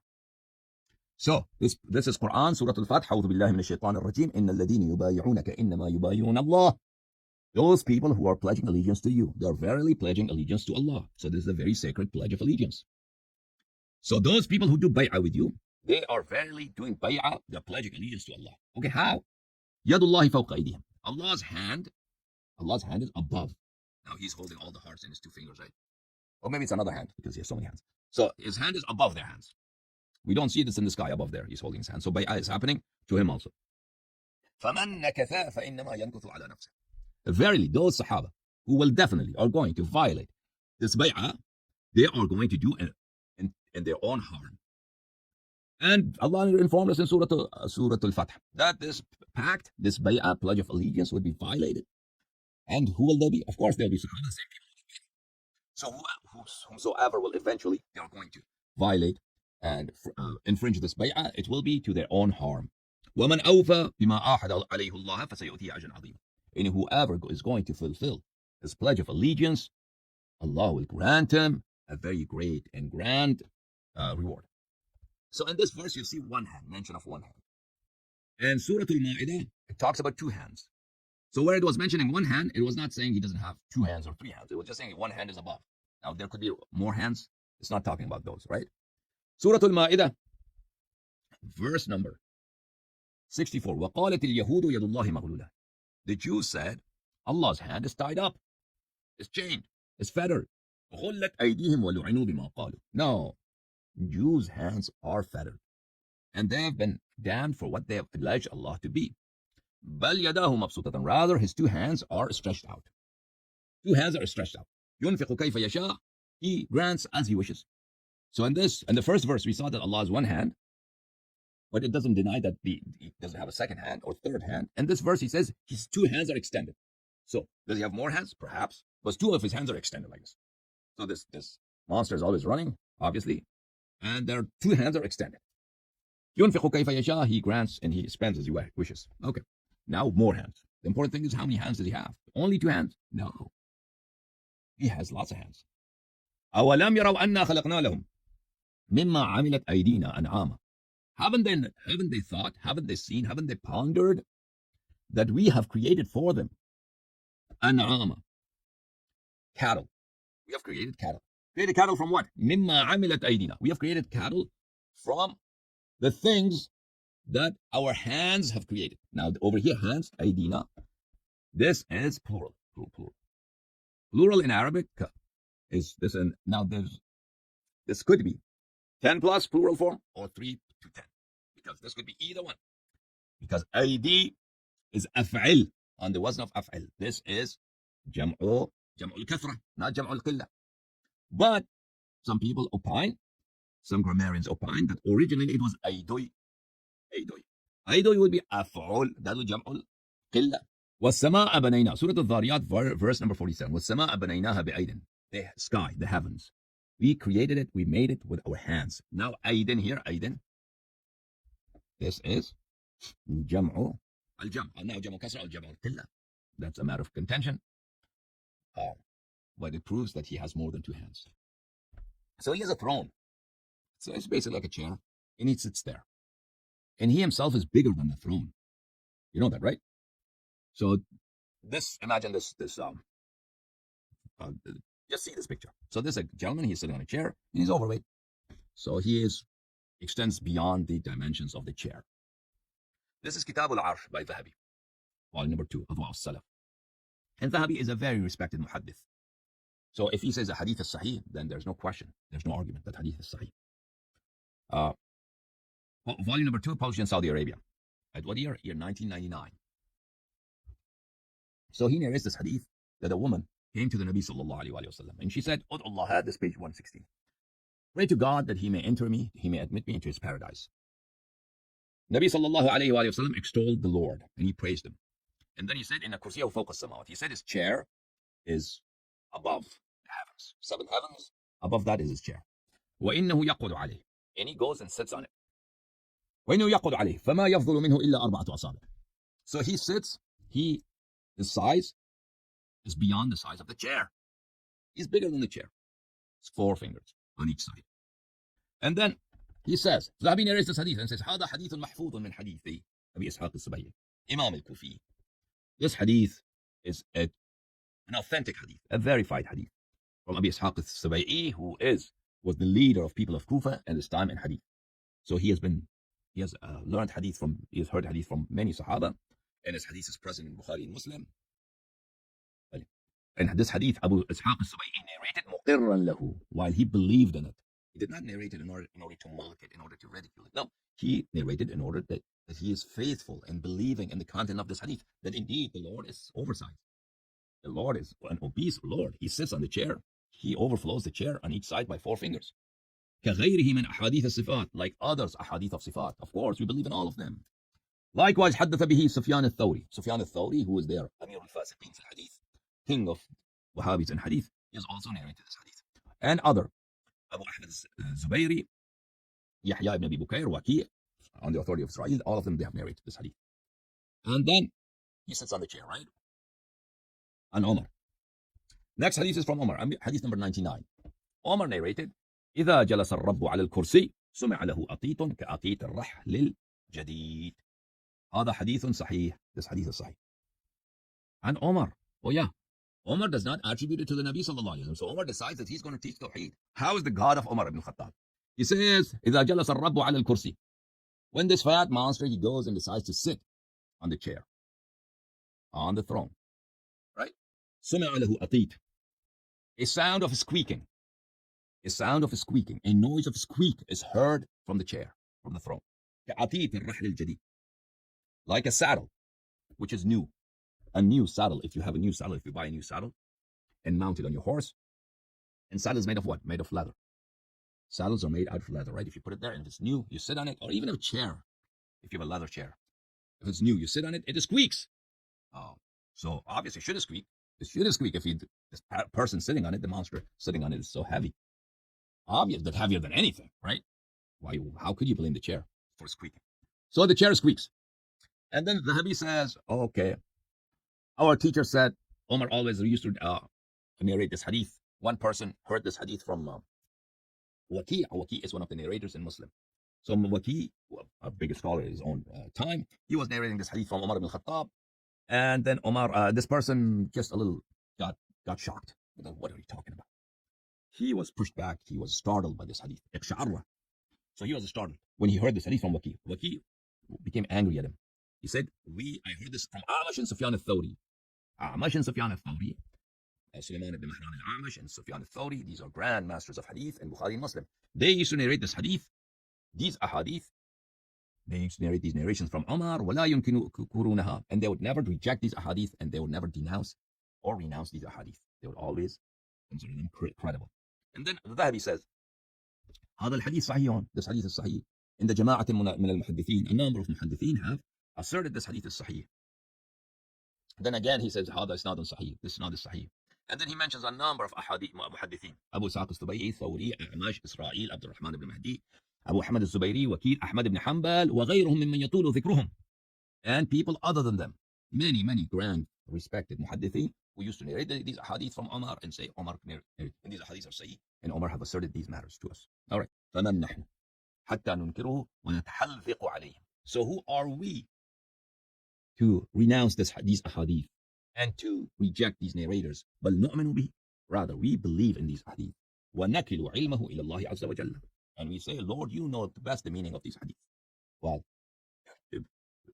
you know best. It doesn't mean they do not know the meaning of these hadith, that they are going to ascribe to tafweed. They do not. Never say it doesn't mean literally. They do not.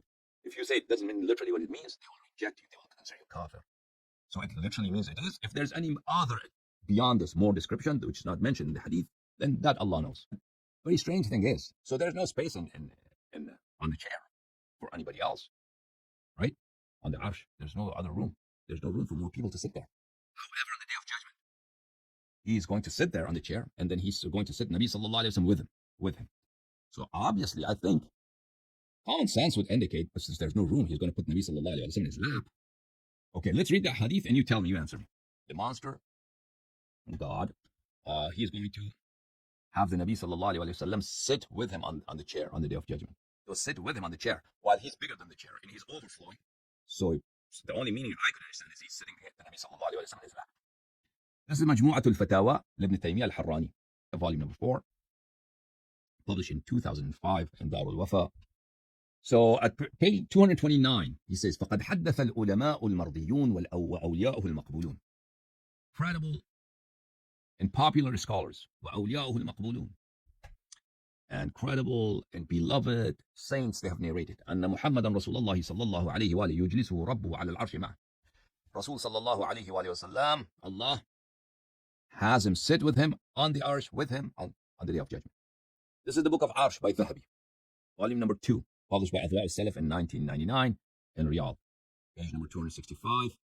So he says that Abu Abdurrahman Abdullah ibn Ahmad ibn Hanbal's son, the person who compiled Musnad Ahmad for his father, he narrates the hadith of Mujahid. And he says, Mujahid says, إن الله يقعد محمدا صلى الله عليه وآله معه على العرش. Allah subhanahu wa ta'ala has the Nabi sallallahu alayhi wa sallam sit with him on the throne on the day of judgment. Okay. And then Ahmad ibn Hanbal's son says, أنا منكر على من رد هذا الحديث. I disown and I renounce any person who rejects this hadith. وما رأيت أحدا من المحدثين ينكره. And I've never seen any narrator of hadith, such as my father or other people, who has rejected this hadith. وكان عندنا وقت ما سمعناه من المشايخ أنه إنما ينكره الجهمية. And there was a time you would hear from sheikhs of hadith, from teachers of hadith, from masters of hadith, scholars of hadith, that a person who rejects this hadith is Jahmi, he is kafir, he's a rejecter of Asma and Sifat. And then the Dhahabi narrates from Abu Dawud. Abu Dawud al-Sajistani, the writer of Sunan Abi Dawud. His student Al-Marwazi asked him about this hadith. فأفتاه أن الخبر يسلم كما جاء ولا يعارض. He said that this hadith must be submitted to, must be acknowledged as it has been narrated, and it cannot be rejected or denounced or countered. And then he mentions so many ahadith. Abbas al-Duri and Ibrahim al-Harbi and Muhammad ibn Ismail, many scholars, scholar after scholar after scholar, that they all accepted this hadith, that Allah puts the Nabi sallallahu alayhi wa sallam with him on the chair on the day of judgment. This is the book of Al-Jami' li Ulum Ahmad. Here at page number 116, he narrates from Ahmad ibn Hanbal that he said Allah subhanahu wa ta'ala puts the Nabi sallallahu alayhi wa sallam with him on the chair, on the throne on the day of judgment. And he said, whoever rejects this hadith, he is a kafir. He's Jahmi, he's a kafir. This is the book Tabaqat al-Hanabila للقاضي أبي الحسين محمد ibn Abi Ya'la, volume number 2, page number 10. عسى أن يبعثك مقاما محمودا. What's the maqam of Mahmud? The position that's praiseworthy. وقعوده صلى الله عليه وآله وسلم مع ربه على العرش. مقام المحمود is not shafa'a. مقام المحمود is what? He sits on the chair. And whoever rejects this, he is kafir. He's Jahmi, he's kafir. And now this chair, he sits on this chair in his own throne. Now this chair is carried. This chair is not stationary. But that's very strange because this chair is, where does it go? It's carried. So the throne, Arsh, they carry it. And God is bigger than the Arsh. And Arsh is bigger than the seventh heaven. It's bigger. It envelops the seventh heaven. It's so big. So this chair is carried around. Who is it being carried around by? In the Quran, there's a verse, أعوذ بالله من الشيطان الرجيم, in Surah Al-Ghafir. أعوذ بالله من الشيطان الرجيم. الذين يحملون العرش ومن حوله يسبحون بحمد ربهم. Those who carry the throne and those who are around them. يسبحون بحمد ربهم. They say the words of dignity of the Lord and the words of laudation of the Lord. ويؤمنون به ويستغفرون للذين آمنوا. And they have faith in the Lord and they seek forgiveness for the people, for the believers. So this is the verse. So the throne is carried. Ahlul Bayt alayhim as-salam have asserted that this throne that's carried, this throne is not like a place, a physical thing. This is knowledge. This is knowledge. This throne is knowledge of Allah subhanahu wa ta'ala. That Allah subhanahu wa ta'ala has imparted his knowledge. And the verse is talking about those people who are carrying, who Allah has invested his knowledge in them. They are treasures of Allah's knowledge. And they are Ahlul Bayt alayhim as-salam. الذين يحملون الحرش. These are Ahl ومن حوله. They are Shias, their followers. This is the book Al-Tafsir al-Burhan by Sayyid Hashim al-Bahrani rahimahullah. Now Arsh has many meanings. Arsh also means there's a place that's called Arsh. But it's not a chair that God sits on it, okay? Ar-Rahmanu ala al-Arsh istawa, that's another meaning for Arsh. That Arsh means kingdom. Throne means kingdom, his might, his power over all aspects of being everywhere. Ar-Rahmanu ala al-Arsh istawa, Allah is the king. Allah is controlling his kingdom. That is what it means. It doesn't mean he sits on a chair. So Arsh has many meanings in Quran and Sunnah. And all these meanings have been described by Ahlul Bayt alayhim salam to us. But there's no chair.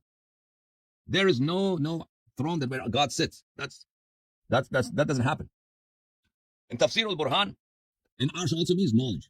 The knowledge that Allah has given to his Prophet and Ahlul Bayt alayhim salam. This knowledge is so dear, so exalted, so majestic, so valuable that he's called it the throne. Al-Burhan fi Tafsir al-Quran is Sayyid Hashim al-Bahrani, volume number 7, in أعلم بيروت لبنان here. فالذين يحملون العرش هم العلماء الذين حملهم الله علما. Muhammad ibn Yaqub al-Kulayni narrates in his Al-Kafi. This is Surah Al-Ghafir. Surah Al-Ghafir, verse number 7. الذين يحملون العرش ومن حوله. So, who are the people? Amir al-Mu'mineen Ali alayhi salam says, people who are carrying arsh. This is not some chair that they're carrying around. This is هم العلماء الذين حملهم الله علما. These are the knowledgeable people. Allah has invested in them. Allah has granted them His knowledge. And who are they? They're Ahl al-Bayt alayhim as-salam. ومحمد آل محمد alayhim as-salam. وكيف يحمل حملة العرش Allah. How people can carry Allah. And Allah is sitting on the chair and this chair is being carried away. That's preposterous. That's not what the verse says. How can anyone carry God? وَبِحَيَاتِهِ حَيَّتْ قُلُوبُهُم. Allah subhanahu wa ta'ala has given them life, has given them power, has given them life. How could they carry Allah?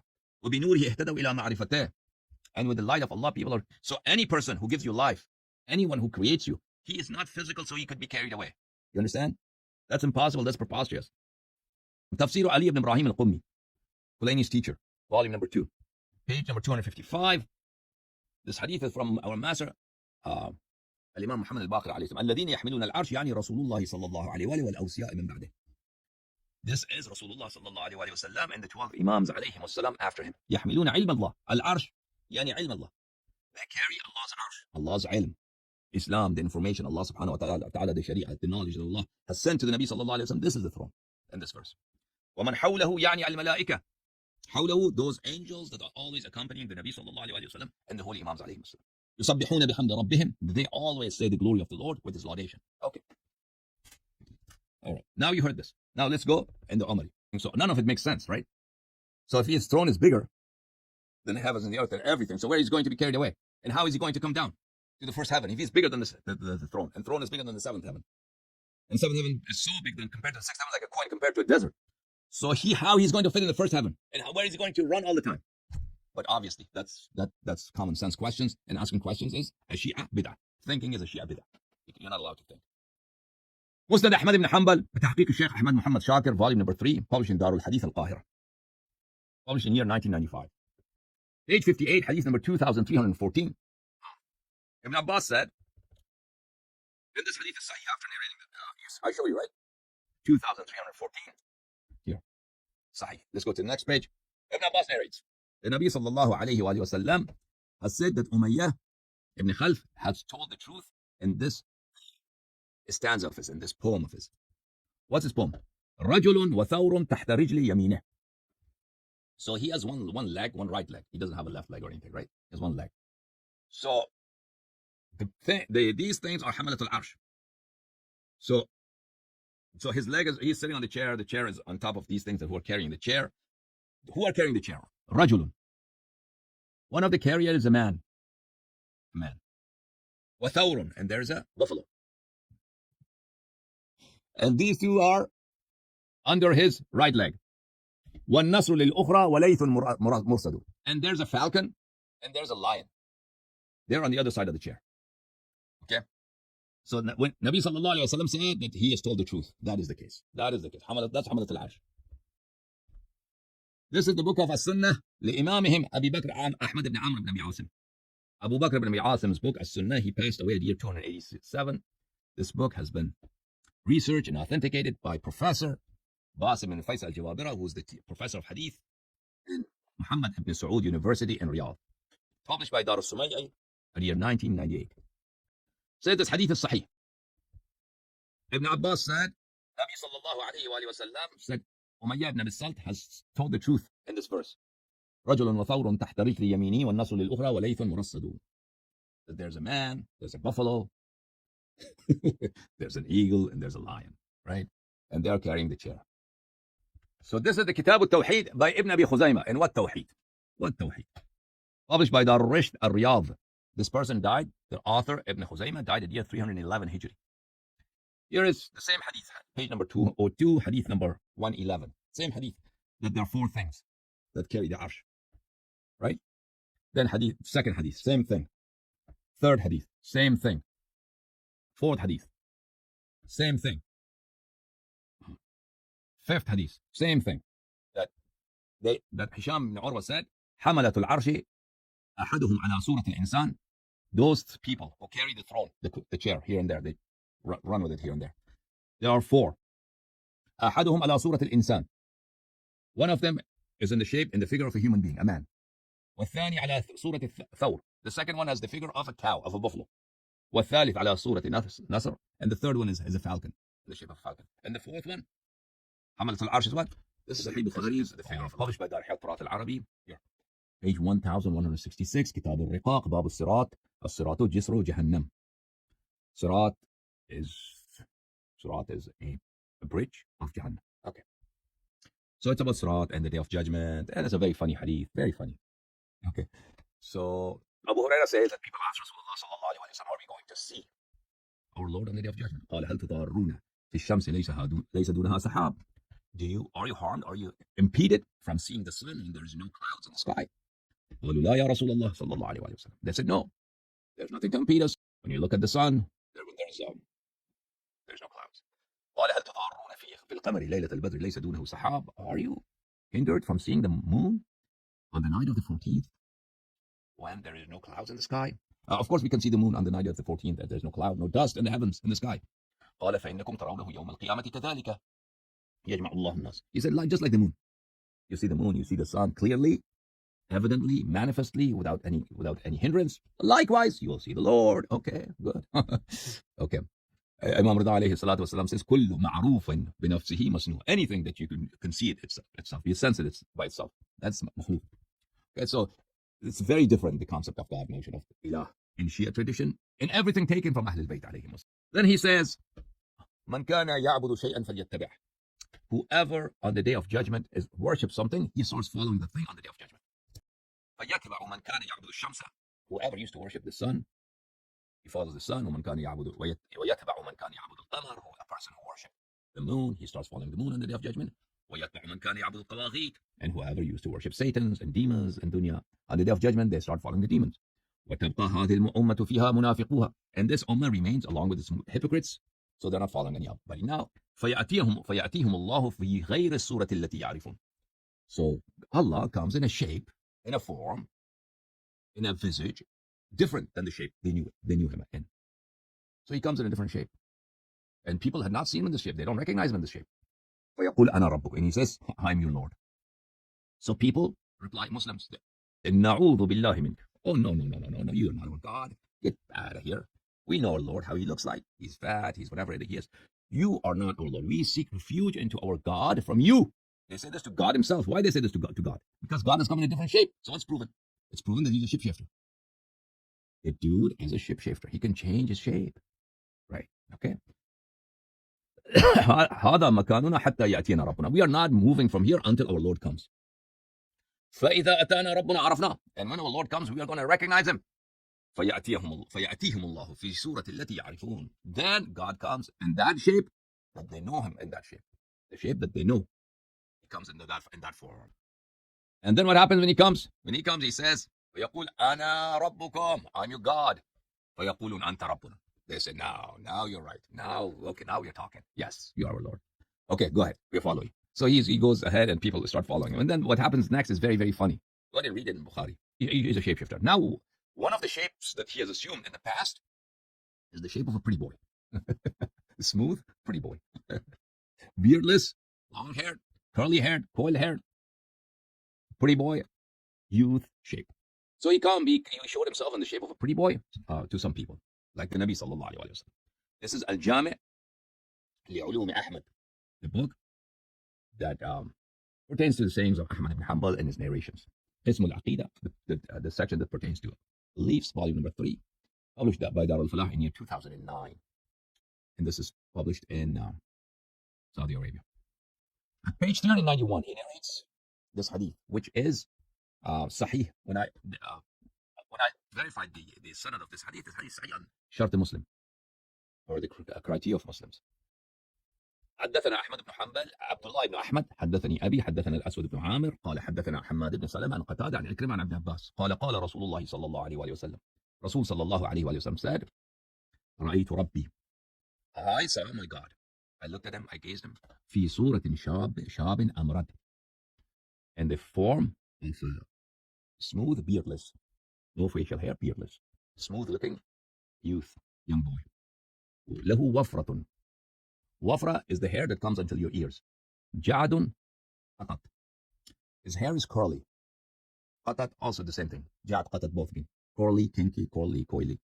Okay. في روضة خضراء, and he was there in a green garden. He was in a green garden. So now this book is بيان تلبيس الجهمية في تأسيس بدعهم الكلامية. تأليفه المجسم ابن تيمية المشرك الحراني. Volume number 7. Published in Saudi Arabia in 1426. Here we go. Page number 197. This hadith. Footnote number 3. أخرجه بهذا الإسناد دارقطني وقال الهيثمي في المجمع رجاله رجال الصحيح. All these narrators of Bukhari and Muslim. Of course, they're all رجال الصحيح. Let's have a look at this hadith. Ibn Abbas narrates from the Nabi sallallahu alayhi wa sallam أنه رأى ربه, that he saw his Lord عز وجل, exalted and majestic he is. شابا, in the form of a young man, a boy, teenage adolescent boy. أمرد, smooth, beardless. جعدا قططا, with curly, coily hair. في حلة خضراء. حلة is not just any wardrobe. حلة is a wardrobe that's not sewn. So like a big blanket you put over your shoulders. So that was his green one he was wearing. Okay.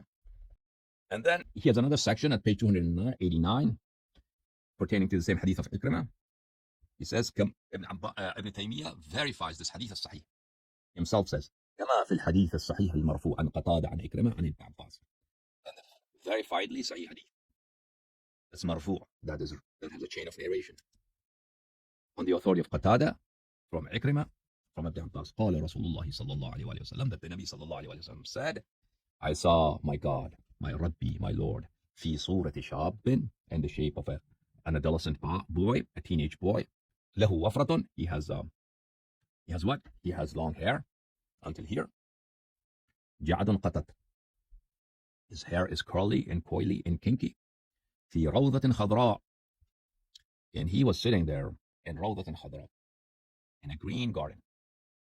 This is the book of إبطال التأويلات لأخبار الصفات. The book's title means that they invalidate all the assertions of the Shia and the other denominations in Islam which say that Allah subhanahu wa ta'ala is not physical. No, these are ta'wilat, these are ijtihadat. These are interpretations of ahadith which do not reconcile, which do not jive in with ahadith. So they're all batil, you're kafir, you're mushrik. لأبي يعلى محمد بن حسين بن محمد بن الفراء الحنبلي. He passed away in the year 458 Hijri. Volume number 1. This was published in Kuwait. Okay. Let's go page 143. Here it is. He narrates the same hadith of Ahmad ibn Hanbal and Ibn Taymiyyah that Ibn Abbas said, Rasulullah sallallahu alayhi wa sallam, رأيت ربي في صورة شاب أمرد له وفرة جعد قد قطط في روضة خضراء. I saw my Lord in the form of a smooth, beardless boy. He has this much hair. Hair is very curly and kinky. And he was in a green garden. وأبلغت أن الطبراني قال. He says, وأبلغت. It has been narrated to me that Sulaiman ibn Ahmad al-Tabarani, who is a very, very famous and respected scholar. One of his books is Al-Mu'jam al-Kabir, Al-Mu'jam al-Saghir, Al-Mu'jam al-Awsat, Musnad al-Shamiyin, all very respected and very important books of hadith. This very famous scholar of hadith has said, حديث قتادة عن إكرمة عن ابن عباس عن النبي صلى الله عليه وآله في الرؤية صحيح. That the narration of Qatada on the authority of Ikramah, who narrates from Ibn Abbas, from the Nabi sallallahu alayhi wa sallam, that he saw his Lord in this peculiar shape, in the shape of a young man, smooth, queer young man. This is sahih. When I say queer, it means odd and strange. Okay, queer. That does not mean like in a sexual way. So this hadith is sahih. وقال من زعم أني رجعت عن هذا الحديث بعدما حدثت به فقد كذب.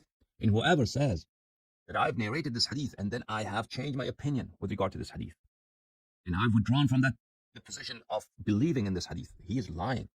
وهذا حديث رواه جماعة من الصحابة عن النبي صلى الله عليه وسلم. This is a hadith that a number of Sahaba have narrated this from the Nabi صلى الله عليه وسلم. وجماعة من التابعين عن ابن عباس, and a number of tabi'in, they have narrated this hadith from Ibn Abbas. وجماعة من تابعي التابعين عن إكرمة, and a number of following generation tabi'in from Ibn Ikrimah. وجماعة من الثقات, and a number. So he is basically proving the tawatur of this hadith. Sulaiman ibn Ahmad al-Tabarani is proving the tawatur that their God is what? Their God is smooth boy. He can shift his shape. He can shift his shape, his form into a smooth boy. Right? Okay. And a number of verified people have narrated this from Hamad ibn Salama, from Qatada, from Ikrimah ibn Abbas. وذكر أسماءهم بطولها. And At-Tabarani has mentioned the names of these individuals who've narrated this hadith. All of them, their names have mentioned. Okay. Then says يقول سمعت ابن صدقة الحافظ. Ibn Sadaqah was a hafiz here, and the footnote you can see.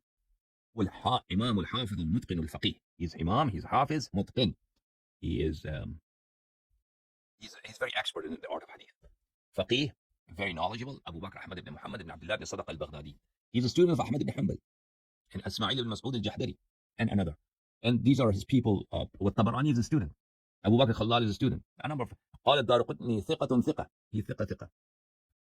And وقال الذهبي نقالا لكتب القراءات. So he was very, very respected person, this Ibn Sadaqah. So he narrates that Ibn Sadaqah said, من لم يؤمن بحديث عكرمة فهو زنديق. Whoever does not believe in the hadith of the Ikrimah, that their Lord shifted his shape, such a person is a zindiq. He's outside the bounds of Islam. He's an atheist. He's not a Muslim. This is the book of Naqd of Uthman ibn Sa'id, a very staunch Mujassim, one of the followers of Ahmad ibn Hanbal, who is staunchly, ardently defending that God is this thing in the sky, this animal in the sky, in the heavens. Volume number 1, published by Maktabat al-Rushd in Riyadh in Saudi Arabia in the year 1998. Page number 813. روى المعارض أن الحجاج بن محمد روى عن ابن جريج عن الضحاك عن ابن عباس. So it has been narrated from Ibn Abbas أن محمدا صلى الله عليه وآله رأى ربه مرتين في صورة شاب أمرد. That Muhammad صلى الله عليه وسلم saw his God twice in the form of a beardless, smooth young boy or young man, a youth. Ikrimah narrates from Ibn Abbas أن النبي صلى الله عليه وآله رأى ربه جعدا أمرد عليه حلة خضراء. And then he narrates وروى المعارض عن شاذان عن حماد بن سلمة عن قتادة عن عكرمة عن ابن عباس. Okay, Ibn Abbas says that Nabi sallallahu alayhi wa sallam said دخلت على ربي في جنة عدن. I went and I entered upon my Lord in the Garden of Eden. شاب جعد, he is a young man. he is a youth. شاب, he's a youth. جعد, his hair is curly. Oily. في ثوبين أخضرين, he was wearing two. Thawb is the unsewn cloth. Like a blanket that you put on your shoulder, that's a thawb. So he had two of these blankets.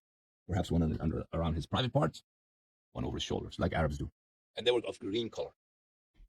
Then he says, وَلَيْسَ هَذَا مِنَ الْأَحَادِيثِ الَّتِي يَجِبُ عَلَى الْعُلَمَاءِ نَشْرُهُ وَإِذَاعَتُهُ. He says, be careful. These are not of the ahadith that we should talk about it to the public.